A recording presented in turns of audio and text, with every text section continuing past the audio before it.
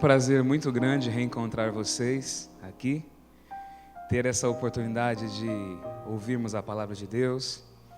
Eu fico muito feliz por estar também entrando aí na sua casa, ou não sei onde você está, mas também tendo a sua atenção nesse momento.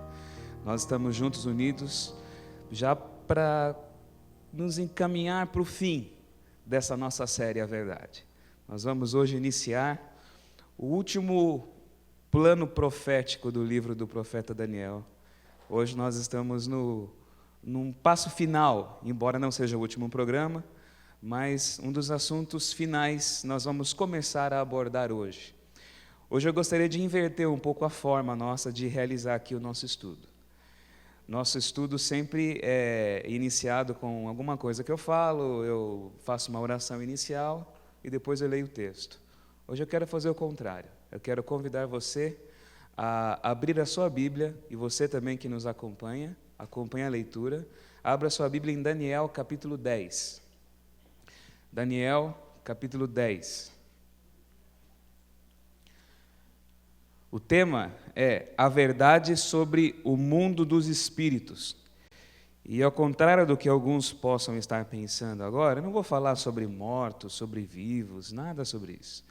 Eu vou falar a respeito sobre um mundo espiritual muito mais denso, que existe, que nos rodeia, que atua, que interage e que está presente aqui conosco, aí com você, que está nos cercando.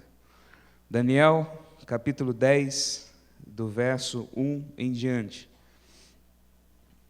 A palavra de Deus diz assim: No terceiro ano de Ciro, rei da Pérsia, foi revelada uma palavra a Daniel, cujo nome é Beltesazar. A palavra era verdadeira e envolvia grande conflito. Ele entendeu a palavra e teve a inteligência da visão. Naqueles dias eu, Daniel, pranteei durante 3 semanas. Guarde bem esse tempo que ele pranteia, 3 semanas.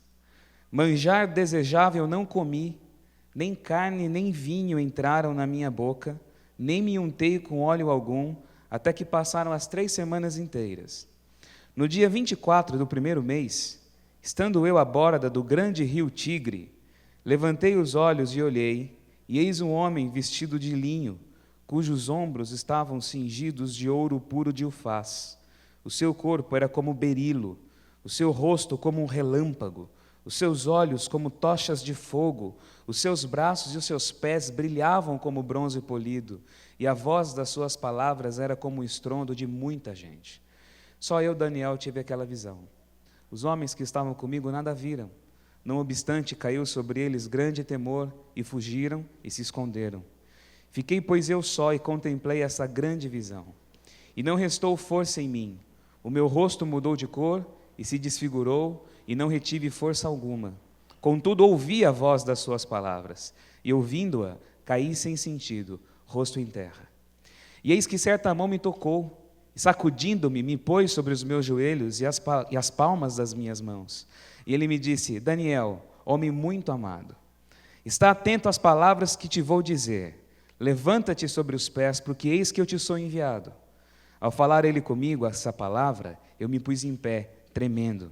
Então ele me disse: não temas, Daniel, porque desde o primeiro dia em que aplicaste o coração a compreender e a humilhar-te perante o teu Deus, foram ouvidas as tuas palavras, e é por causa das tuas palavras que eu vim.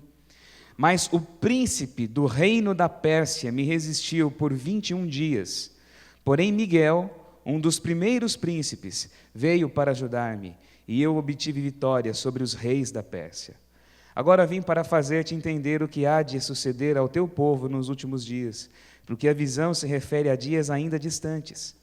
Ao falar ele comigo essas palavras, dirigi o olhar para a terra e calei. E eis que uma, como semelhança dos filhos dos homens, me tocou os lábios. Então passei a falar e disse àquele que estava diante de mim: Meu Senhor, por causa da visão me sobrevieram dores, e não me ficou força alguma. Como, pois, pode o servo do meu Senhor falar com o meu Senhor? Porque quanto a mim, não me resta já força alguma, nem fôlego ficou em mim. Então me tornou a tocar aquele semelhante a um homem e me fortaleceu. E disse: Não temas, homem muito amado. Pai seja contigo. Sê forte, sê forte. Ao falar ele comigo, fiquei fortalecido e disse: fala, meu Senhor, pois me fortaleceste. E ele me disse: sabes por que eu vim a ti? Eu tornarei a pelejar contra o príncipe dos persas. E saindo eu, eis que virá o príncipe da Grécia, mas eu te declararei o que está expresso na escritura da verdade, e ninguém há que esteja ao meu lado contra aqueles, a não ser Miguel, vosso príncipe. Senhor, nós estamos reunidos em torno da Tua palavra nesse momento. Meus amigos que estão aqui nesse auditório, os meus irmãos, uma quantidade enorme de pessoas que eu não sei calcular e não conheço, não sei, que estão também nos acompanhando através desse programa. Estamos aqui para ouvir a Tua palavra e para termos os nossos olhos abertos para compreender a influência e a importância do mundo espiritual em nossa vida. Esse é um assunto muito delicado, Senhor, e eu dedico nas Tuas mãos agora as minhas falhas, a minha fraqueza, a minha incompetência como ser humano ao tratar de um assunto tão importante, porque eu acredito na sabedoria do Teu Espírito Santo, e eu sei que Ele está aqui entre nós, eu sei que Ele está com aquele que está com sinceridade acompanhando esse programa, a verdade, eu sei que Ele nos ilumina, eu sei que Ele nos une, e eu sei que Ele nos faz entender até aquilo que nós não poderíamos compreender, mas que possamos aceitar como verdade aquilo que o Senhor vai revelar a nós hoje nesse programa. Nos abençoe a todos que estamos aqui e aqueles que estão nos acompanhando. É o que eu peço em nome de Jesus. Amém. Amém. Irmãos, eu fiz questão de ler o texto todo para a gente poder entender a história que eu agora vou contar para vocês com mais detalhes. Mas antes de falar da história, eu acho que vocês conhecem bem esse senhor, não é? Já viram esse rosto? Esse é um dos rostos mais conhecidos da história da humanidade. E esse é o rosto de quem? É o rosto de quem? De Albert Einstein. Antes de Albert Einstein, a compreensão do universo era a compreensão que muita gente tem até agora. Antes de Albert Einstein, o universo ele era um lugar fixo. Era um espaço com corpos celestes, mas um espaço vazio, preenchido com esses corpos celestes e com um tempo fixo. Era um universo fixo. Havia as leis da física de Newton, e Isaac Newton havia explicado o funcionamento dos corpos, de força, de peso, de aceleração, de como as coisas funcionavam aqui dentro da gravidade. Mas uma visão ampla do universo ainda não havia sido explicada até então. Até que surge esse homem aí. E em 1905, ele publica um estudo falando sobre a luz, explicando o fenômeno fotoelétrico, e nesse estudo ele dizia que a luz era ao mesmo tempo partícula e ao mesmo tempo onda. Não tenta entender esse negócio, não, isso é complicado demais, eu também nem entendo direito isso.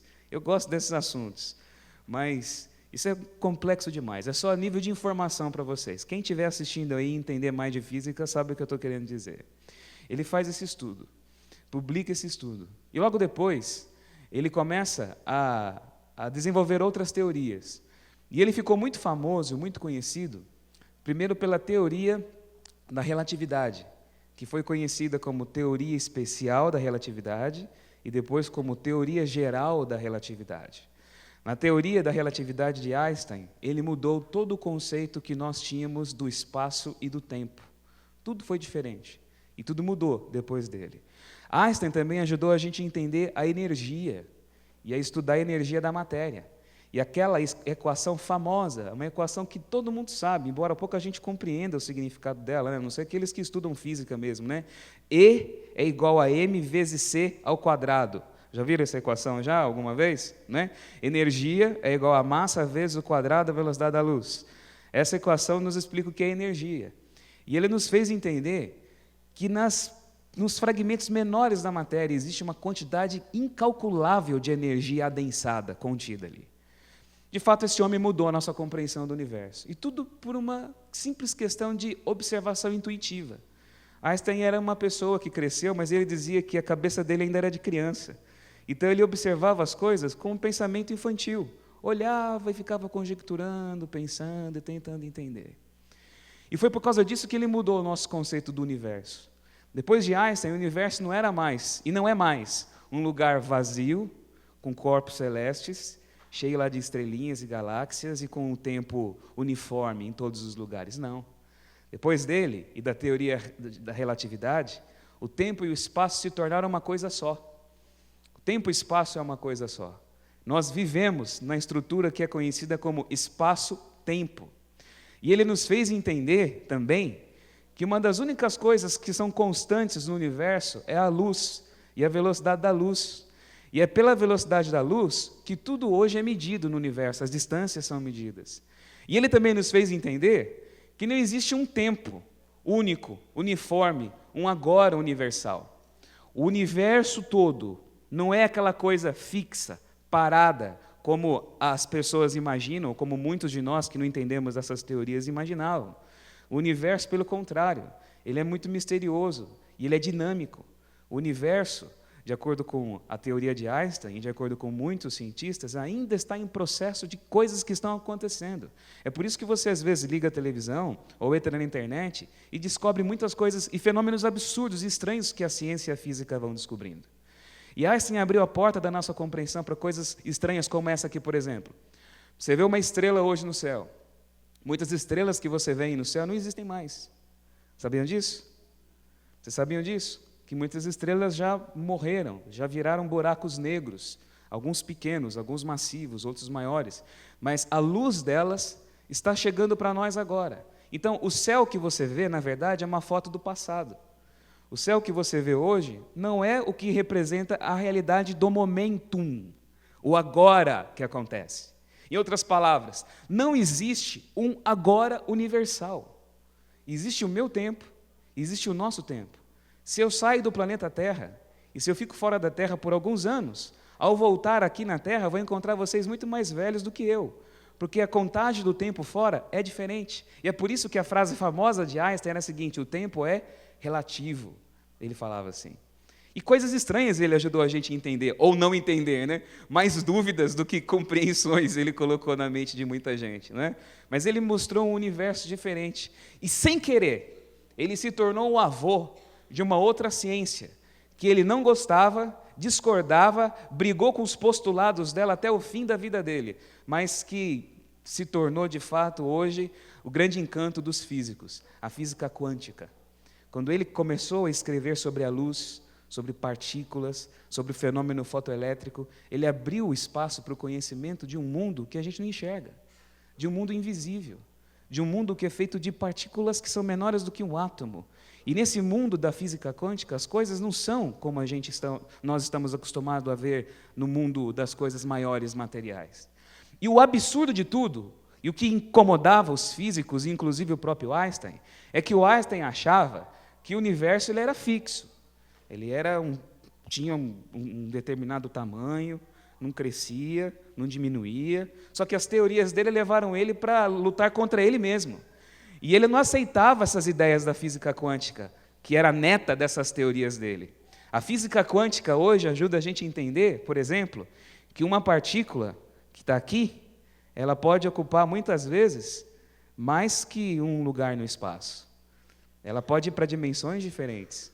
E aí a física foi totalmente revolucionada. Hoje os físicos, para vocês terem uma ideia, eles falam de muitas dimensões. Hoje, cada vez mais, quando você vai estudando a física, você vai percebendo que existe muito mais coisas que nós não vemos do que coisas que nós vemos. Que nós vemos apenas aquilo que é o grosso, o que está adensado à nossa volta. Mas que a maioria dos fenômenos acontece numa realidade que é invisível aos olhos humanos.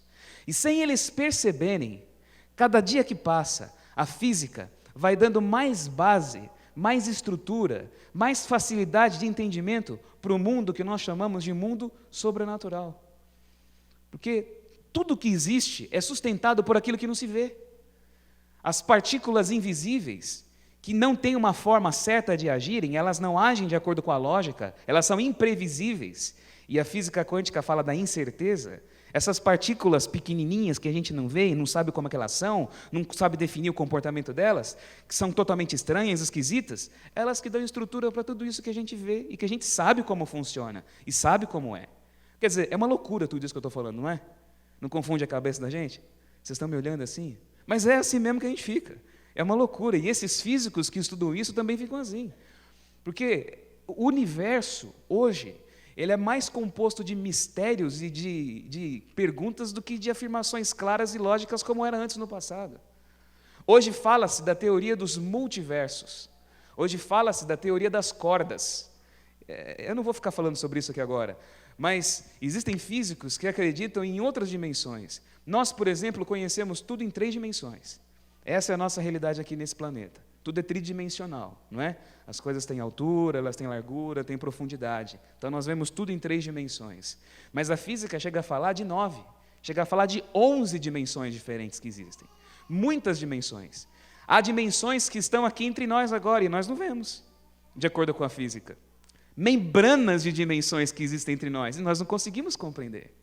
São coisas minúsculas, são realidades ínfimas, mas existem e mudaram a nossa forma de compreender todas as coisas. Por isso, hoje, a ciência, mais do que nunca, ao contrário do que muita gente fala, ela dá base para a gente poder entender o mundo espiritual, o mundo invisível e aquilo que nós não conseguimos enxergar. Aí você fala assim, pastor, você está dando uma aula de física ou vai falar sobre Daniel para a gente hoje? Né? Ou vai falar sobre a verdade? Tudo isso eu falei para vocês poderem entender que aquilo que eu estou dizendo e aquilo que o livro de Daniel revela na linguagem da Bíblia, na linguagem antiga, na linguagem simples, na linguagem do pensamento do homem que viveu há 2.500 anos atrás, se encaixa e se harmoniza perfeitamente com a mente, com o conhecimento científico do homem que vive hoje no século XXI. Esse capítulo que nós lemos, ele é, na minha opinião, um dos poucos capítulos que abre as cortinas, ou, usando a linguagem hoje, né, abre os portais da dimensão desse mundo físico quântico espiritual.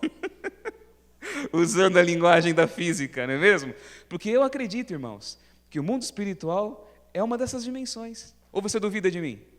Não é uma outra dimensão?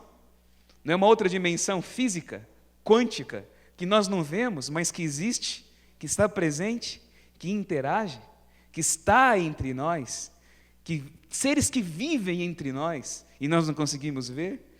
É exatamente disso que fala o livro de Daniel. O livro de Daniel começa, e o estilo do capítulo 10 nos lembra muito o capítulo 9. Daniel, ele começa naquela angústia para buscar entender uma profecia. Ele recebe uma revelação, ele tem uma visão, ele não explica direito o que ele vê, mas ele diz que essa visão envolvia um grande conflito, uma grande guerra, uma grande batalha.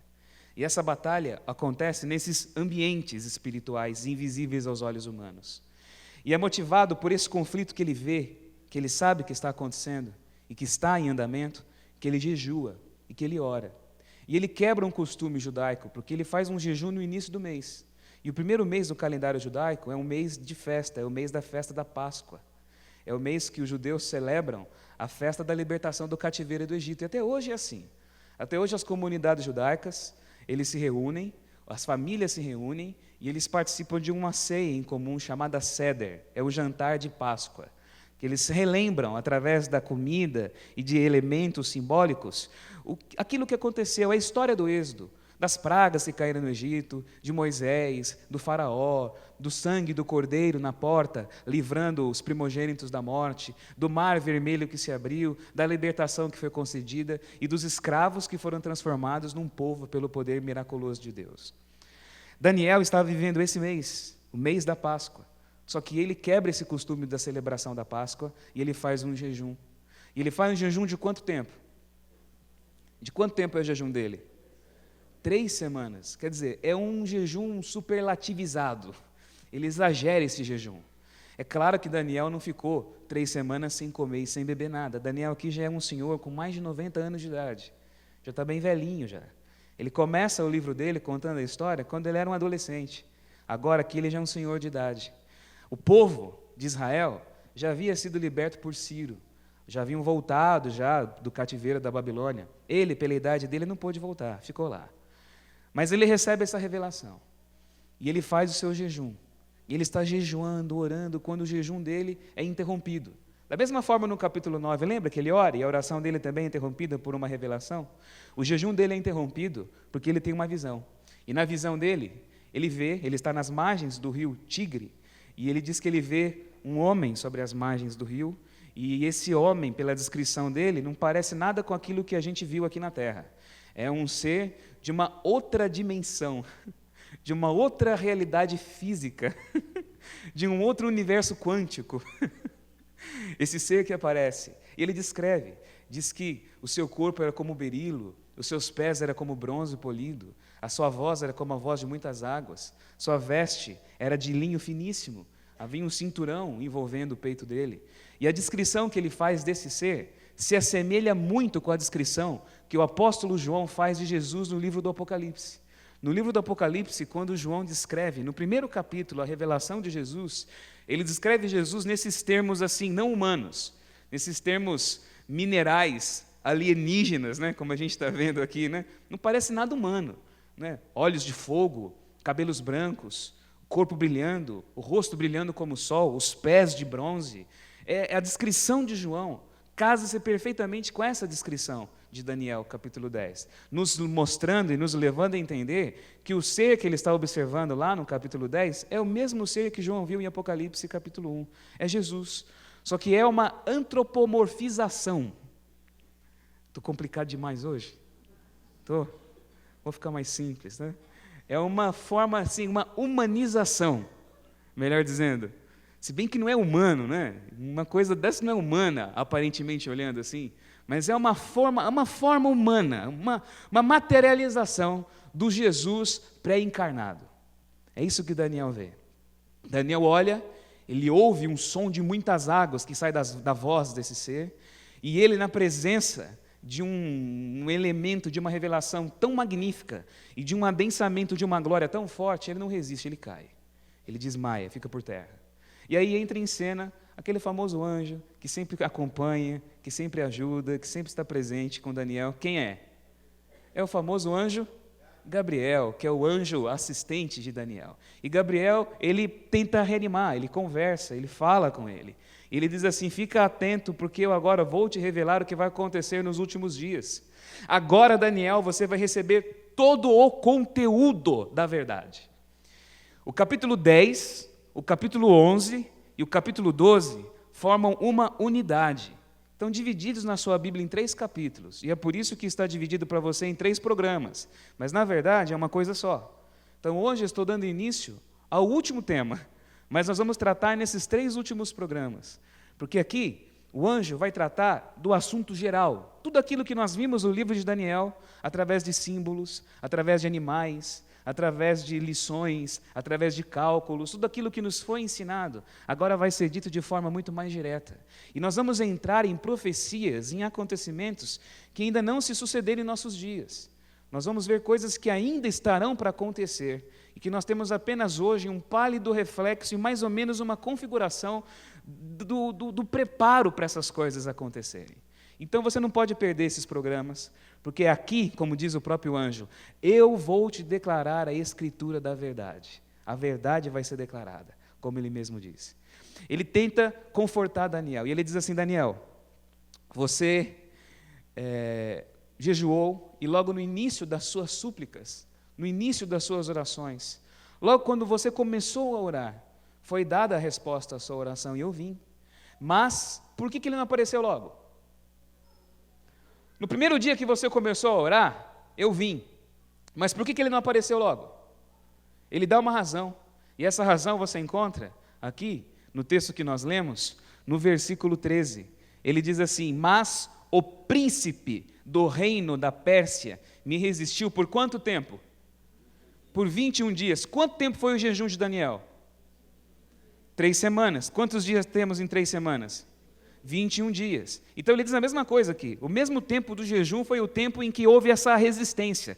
O anjo Gabriel diz assim: eu vim. Quando você começou a orar, pedindo explicação sobre essa visão, sobre essa grande batalha, sobre essa grande guerra que você assistia, eu vim. Eu vim para te responder, eu vim para te declarar, eu vim para trazer a revelação para você. Mas o príncipe da Pérsia me resistiu por 21 dias. Porém Miguel, um dos primeiros príncipes, veio para ajudar-me, e eu obtive a vitória sobre todos os reis da Pérsia.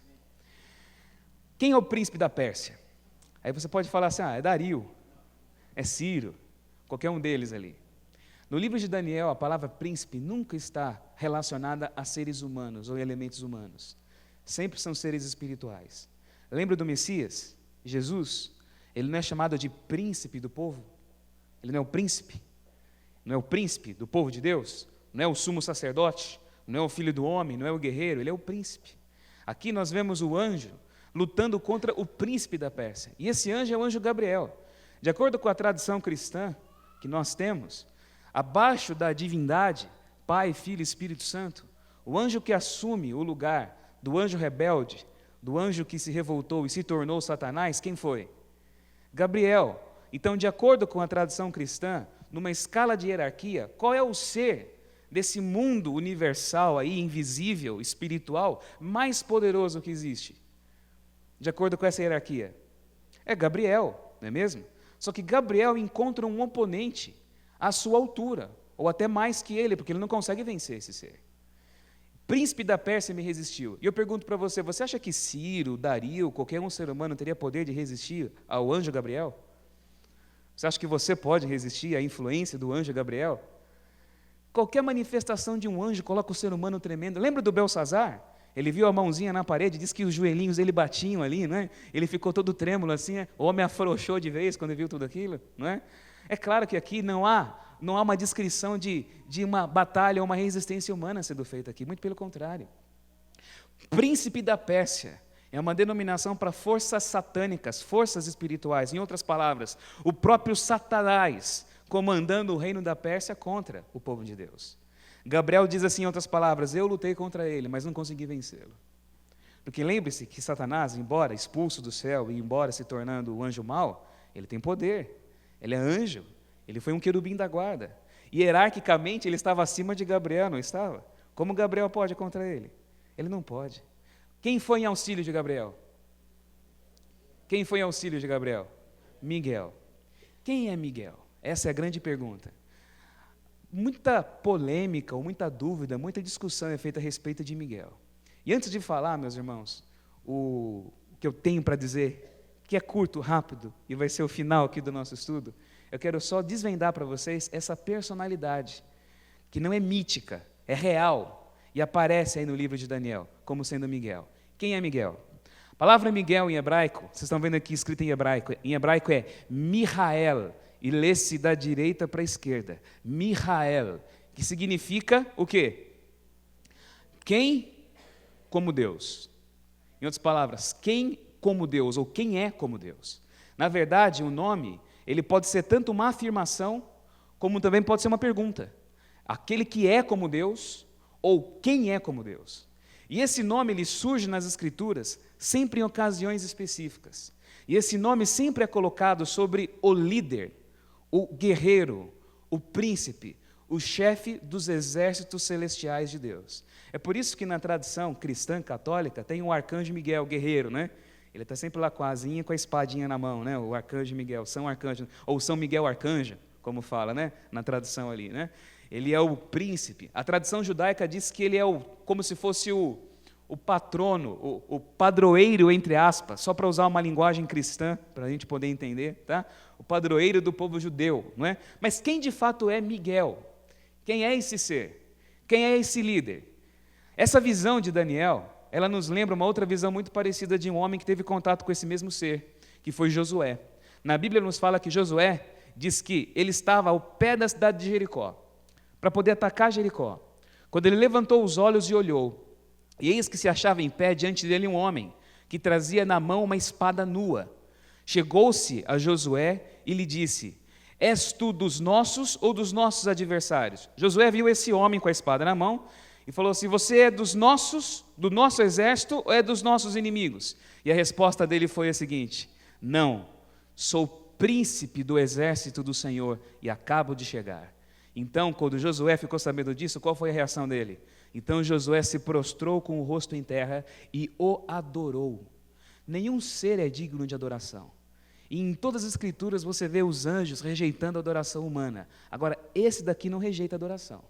Josué se prostra diante dele e o adora. E ele recebe a adoração de Josué. E ele se comporta de uma forma diferente. Diz assim, Josué lhe disse, que diz meu senhor ao seu servo? Respondeu o príncipe do exército do Senhor a Josué, descalça as sandálias dos pés, porque o lugar em que estás é santo. E fez Josué assim. Você se lembra dessa frase na Bíblia? Lembra? Em que momento que ela aparece? Lembram de Moisés, na experiência da sarça ardente? Quando ele vê a sarça, quem estava falando com Moisés na sarça? Deus. E o que Deus disse para Moisés? Descalça as sandálias dos teus pés, porque o lugar onde está é santo. E como é que Deus se revela para Moisés, quando ele pergunta o nome dele? Eu sou. E aí o Einstein ajudou a gente a entender isso, sabia? Porque se, de acordo com ele, o tempo é relativo, só há um que vive o único e absoluto agora, Deus. Por isso ele é o único que pode falar que ele é. Porque para ele, tudo é. Ele é o criador do tempo. E embora ele entre no tempo, ele também está fora dele. Ele é o único que é. É o único que pode dizer que é. O resto, tudo era, tudo foi, tudo será. Tudo é temporário. O resto é relativo. Ele é. Mas ele diz para Moisés, tira a sandália, porque o lugar onde estás é santo. E Moisés faz e adora a Deus. Da mesma forma como Josué aqui. Esse príncipe do exército do Senhor é o anjo do Senhor. É a manifestação de Jesus. Você vê uma cena semelhante, parecida, já no livro do profeta Zacarias. Quando você vê ali, não o nome Miguel associado, mas o nome anjo do Senhor, que também é um nome usado para Deus no Antigo Testamento. Lá na experiência da sarça ardente, diz assim, falou o anjo do Senhor a Moisés dizendo, e quando o anjo fala, quem está falando é Deus. Quando Abraão vai sacrificar Isaac, diz, bradou-lhe o anjo do Senhor, e quando diz, quem é? É Deus. Então, o anjo do Senhor é esse intermediário entre Deus e os homens, em outras palavras, é Jesus.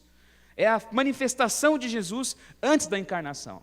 E no capítulo 3 do profeta Zacarias, do livro do profeta Zacarias, nós vemos o anjo do Senhor. E nós vemos Samael, de acordo com a tradução judaica. Ou nós vemos ali Satanás, o adversário, que está acusando um homem, que é o sacerdote Josué. É uma cena, eu não vou entrar aqui nesse detalhe, é uma história. Ele está vendo uma visão, um homem sendo acusado por Satanás. E olha só o que acontece. Deus me mostrou o sumo sacerdote Josué, o qual estava diante de quem? Do anjo do Senhor. E Satanás estava à mão direita dele para se lhe opor. Mas o Senhor disse a Satanás, o Senhor te repreenda, ó Satanás. Gente, percebe aqui que construção mais absurda dessa frase. O anjo do Senhor estava ali na presença de Satanás. Aí o Senhor fala, olha, o Senhor te repreenda. Quer dizer, o Senhor fala como se referisse a outro, não é? Mas é o Senhor falando. Mas na verdade quem está falando é o anjo do Senhor. E qual é a frase que ele usa para Satanás? Quando entra em disputa, em guerra direta com ele, quando é olho no olho, quando é cara a cara, quando é tete a tete, o que ele fala? O Senhor te repreenda. Você encontra a mesma situação em Judas 9, num outro texto.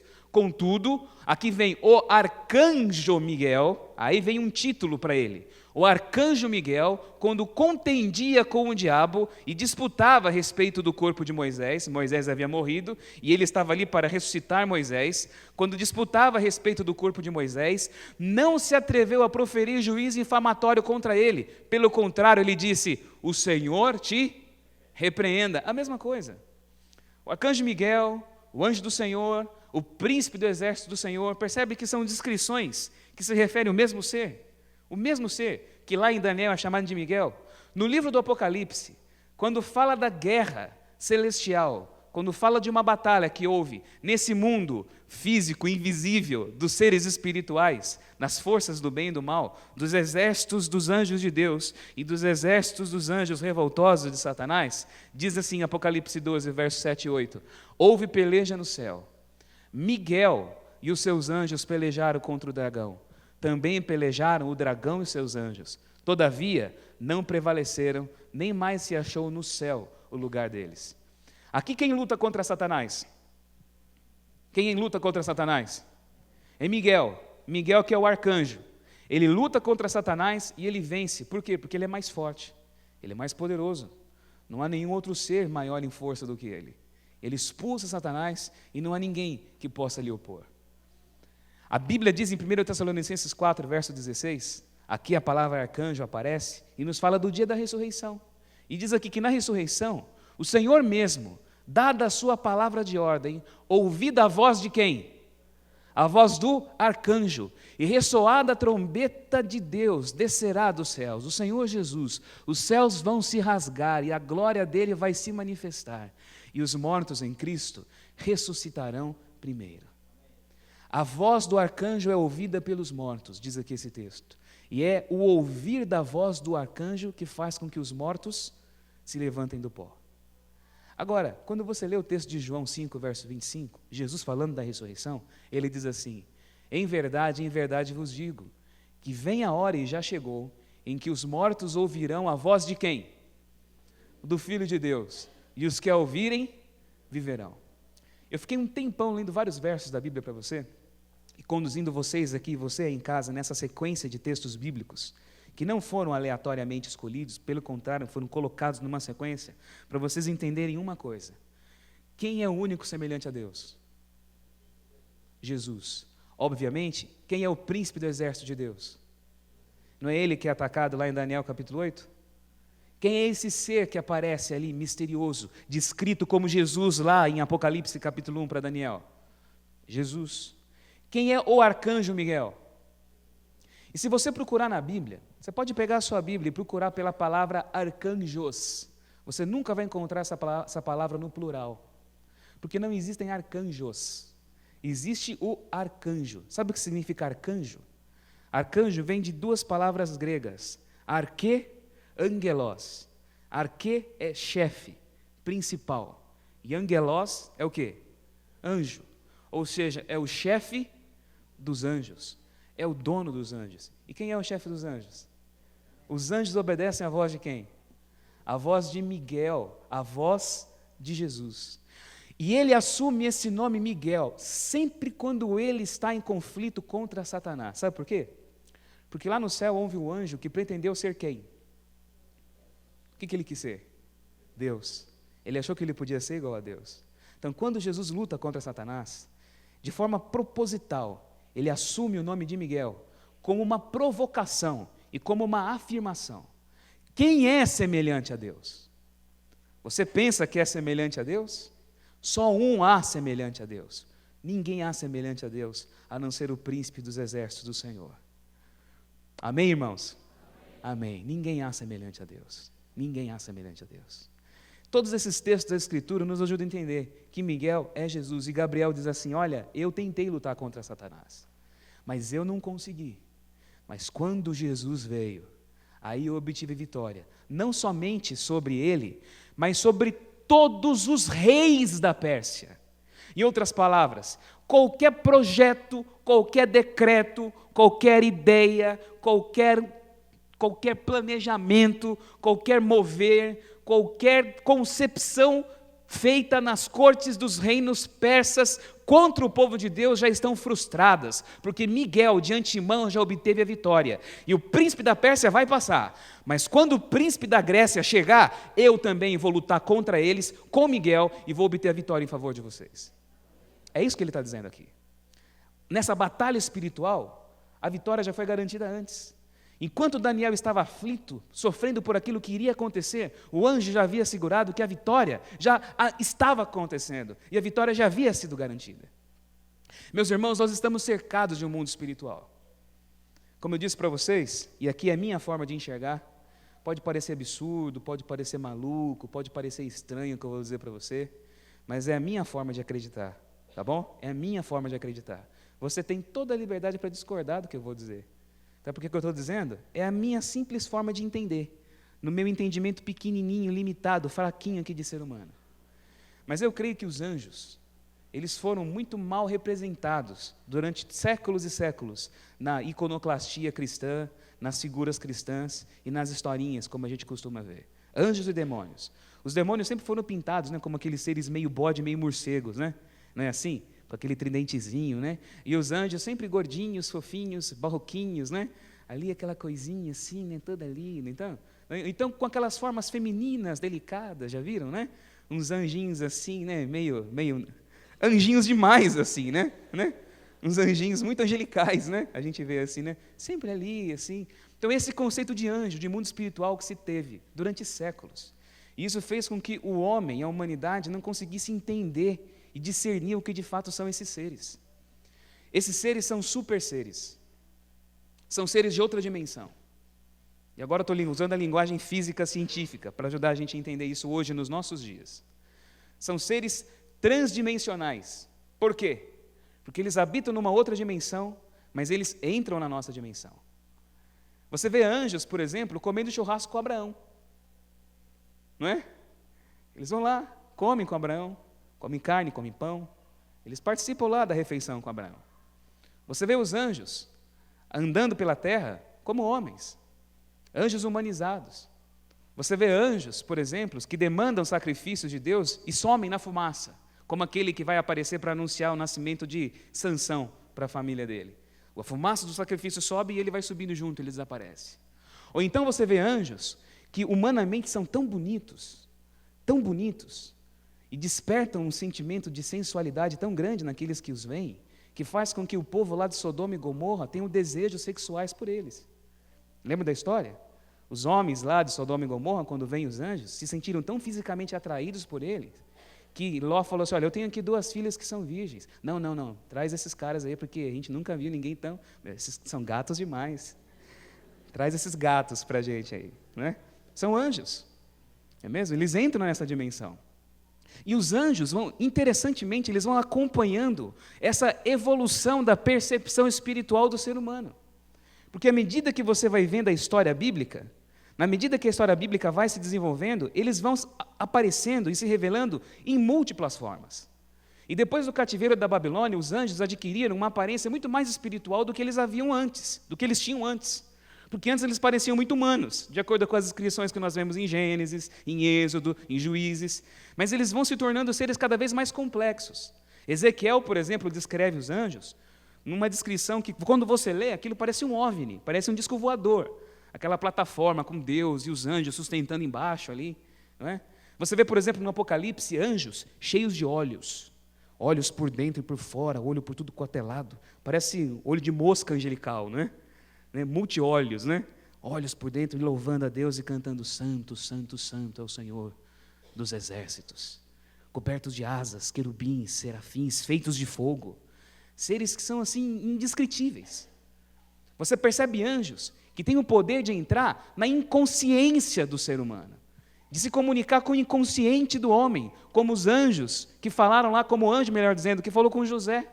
Quando anunciou para José que aquele nenenzinho que estava na barriga da Maria não era fruto de nenhum erro da parte dela, pelo contrário, era filho do Espírito Santo, era a concreção do sonho de Israel, era o Messias. Você vê Deus revelando essas coisas e entrando nesse inconsciente do homem, e o livro de Daniel fala disso muito, eu falei disso muito para vocês. Os anjos são assim, eles entram assim e se revelam dessa forma. São super seres que estão aqui, vivendo entre nós, na nossa dimensão. E quer que eu fale mais uma coisa para vocês? À medida que a tecnologia vai se desenvolvendo, à medida que a nossa sabedoria, a nossa percepção do universo vai se tornando mais complexa, nós vamos abrindo mais portais de revelação e contato com esse mundo sobrenatural. É por isso que hoje em dia muitos fenômenos estranhos acontecem. Vocês querem ver um exemplo deles? Hoje você ouve muita gente falar de avistamento de OVNIs, disco voador. Eu tenho para mim que esses discos voadores não são de fora da Terra, são daqui mesmo. São macroassombrações, como eu ouvi uma pessoa dizer hoje. Macroassombrações. Não existem as assombrações, né, que são seres espirituais malignos que ficam ali assombrando as pessoas, né, que são anjos malignos, os famosos demônios, não é? Esses OVNIs, para mim, você pode discordar, você pode ter a sua ideia, mas eu estou falando da minha opinião. São manifestações desses seres espirituais, mas não dos seres espirituais benignos, seres espirituais malignos. Eles estão aqui entre nós. Portais são abertos, e você abre portais para a manifestação desses seres. Esses seres, por exemplo, são territorialistas. Tem alguns desses seres que estão em determinados lugares e não saem deles. Por exemplo, o príncipe da Pérsia. Ora, esse ser demoníaco, ele cuidava de que lugar? Da Pérsia. Os negócios da Pérsia estavam nas mãos dele. A Pérsia é minha.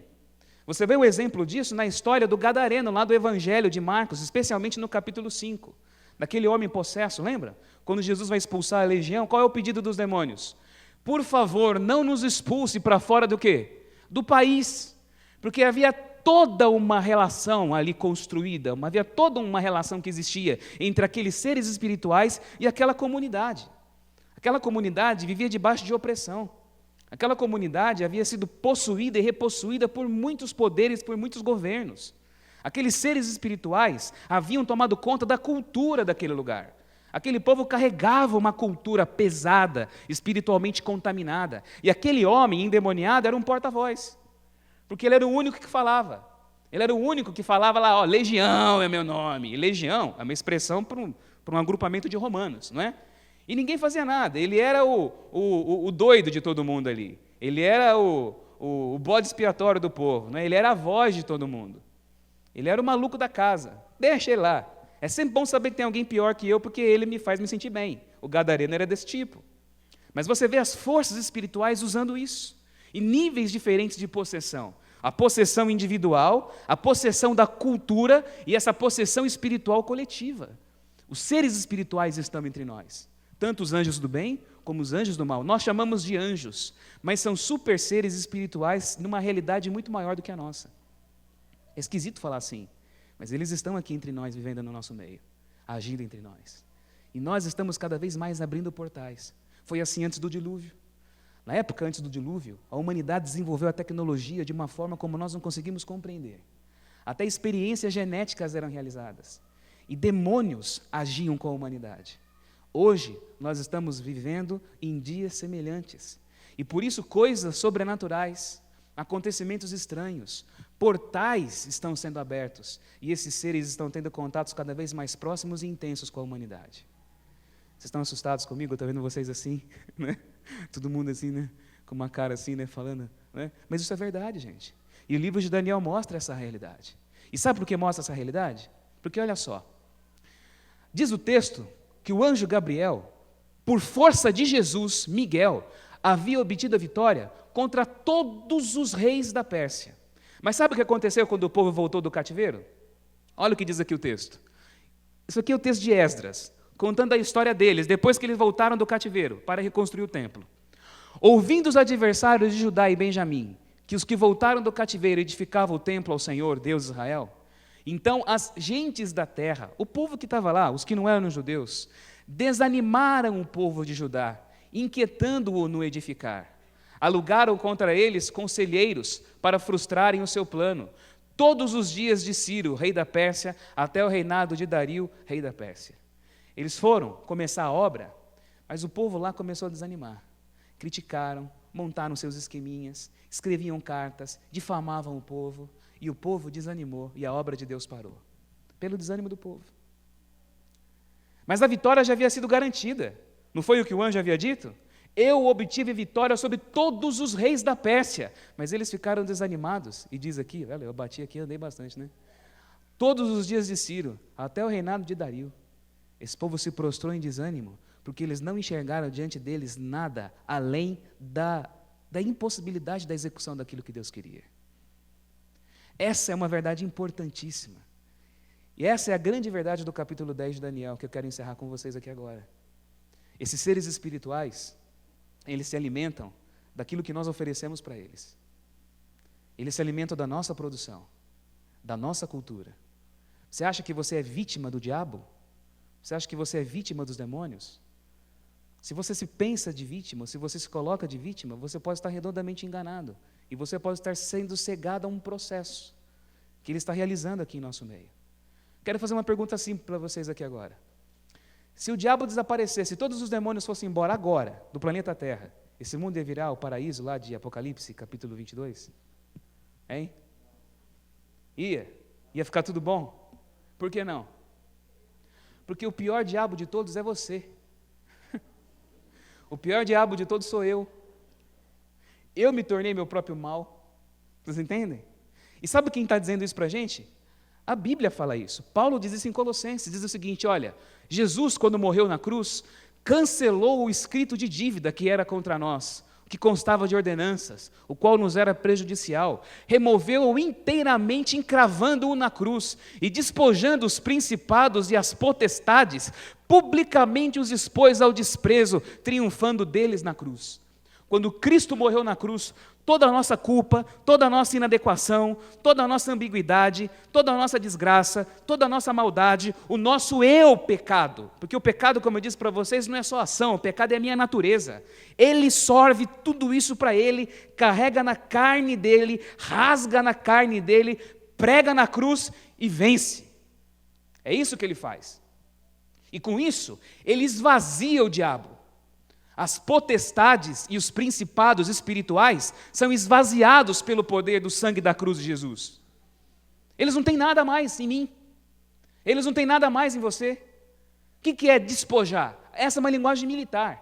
Despojar é quando um exército vencia o outro e quando eles tomavam como recompensa as riquezas abandonadas pelo exército adversário. Satanás foi despojado, foi tirado tudo, ficou peladinho, nu, e Jesus mandou ele embora. O que Paulo está dizendo é o seguinte: o paradoxo aos olhos da humanidade era que na cruz Jesus estava ali sendo humilhado, crucificado, totalmente nu, exposto à vergonha, ao escárnio.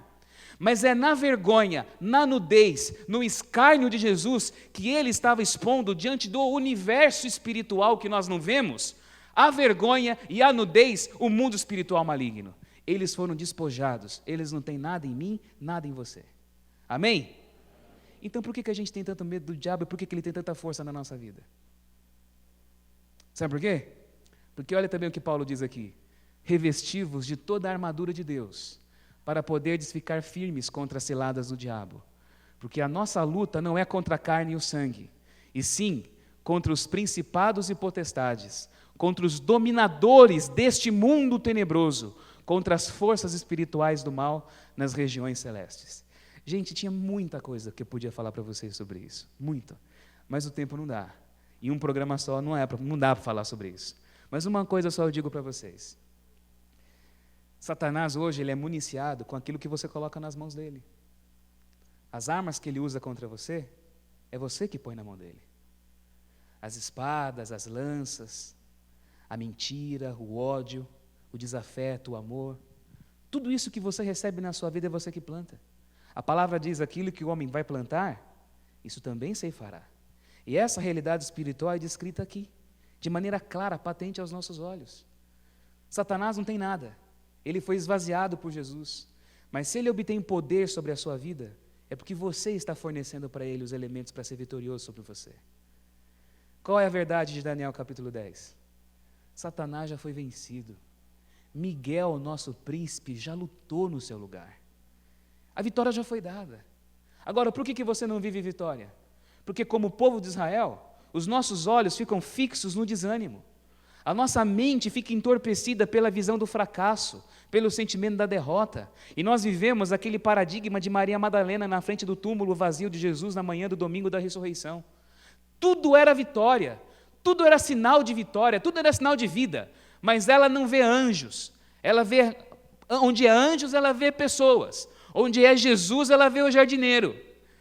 Onde há a presença da vida, ela vê a morte. Porque a mente dela, o coração dela está tomado pelo sentimento da derrota. E quando a sua vida é tomada pelo sentimento da derrota, você não vê Deus onde Deus está agindo. Você não vê a mão de Deus onde Deus está atuando. Seu coração é tomado pela depressão, pela angústia, pelo medo, pela insegurança, pela incerteza. E tudo isso faz com que você fique cego à vitória que Deus já te deu. Você já é vitorioso. Agora, não deixe você ser o inconsciente do processo que alimente Satanás. Porque, na verdade, o que acontece é isso. O mundo espiritual é o grande consciente de tudo. A nossa cultura humana é o subconsciente e você é o inconsciente da história toda. Eu sou o burro do processo, que não sei de nada e fico só alimentando o diabo para agir contra mim e dando força para esse mundo espiritual agir. Não é assim. Esses portais devem ser fechados.